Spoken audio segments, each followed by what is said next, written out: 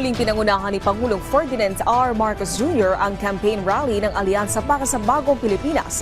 Dito binigyan diin ng Pangulo kung bakit kailangan umanong isang tabi muna ang politika, lalo na ngayon election season. Ang detalye sa balitang pambansa ni Mela Las Moras ng PTV. Upang po magkakapayapaan dito sa Pilipinas, upang maging makatarungan ang Pilipinas, upang mag-unlad ang Pilipinas, huwag po kayo magdalawang isip pa pagdating po ng Lunes, pag-upo po ninyo, pagpirma po ninyo ng balota.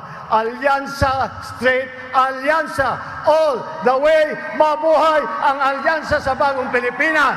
Mabuhay ang Malolos, mabuhay ang Bulacan, mabuhay ang Bagong Pilipinas. 5 araw bago ang Hatol ng Bayan 2025, buong pagmamalaking ikinampanya ni Pangulong Ferdinand R. Marcos Jr. ang 11 pambato sa pagkasenador ng Alyansa para sa Bagong Pilipinas sa kanilang campaign rally sa Malolos City, Bulacan kahapon. Kabilang na riyan sina Senador Francis Tolentino, Lito Lapid at Pia Cayetano, mga dating Senador Tito Soto, Ping Lacson at Manny Pacquiao, Makati City Mayor Abby Binay, dating DILG Secretary Benher Abalos at Congressman Erwin Tulfo.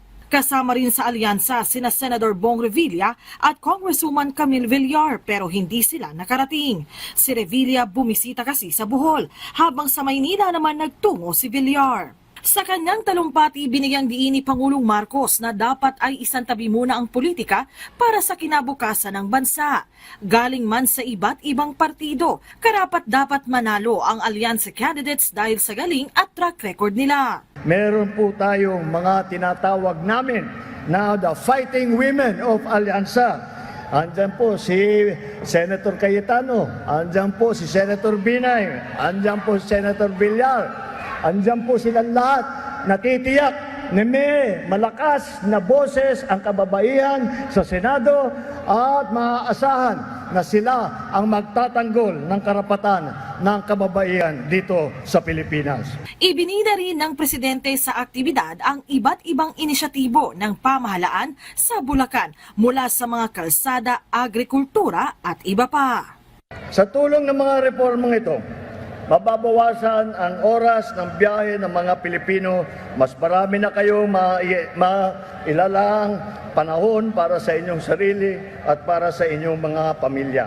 Kaya naman po kung tayo po ay ninanais po natin na ipagpatuloy ang magagandang programa na nating sinimulan, kailangan po natin na makahalal ng mga senador na nakakaunawa sa pangangailangan ng taong bayan. Sa kani-kanilang talumpati, pinaigting na rin ng Alyansa Bets ang pangangampanya. Sa darating na Biyernes, isasagawa naman ang meeting de avance ng Alyansa para sa Bagong Pilipinas sa Mandaluyong City.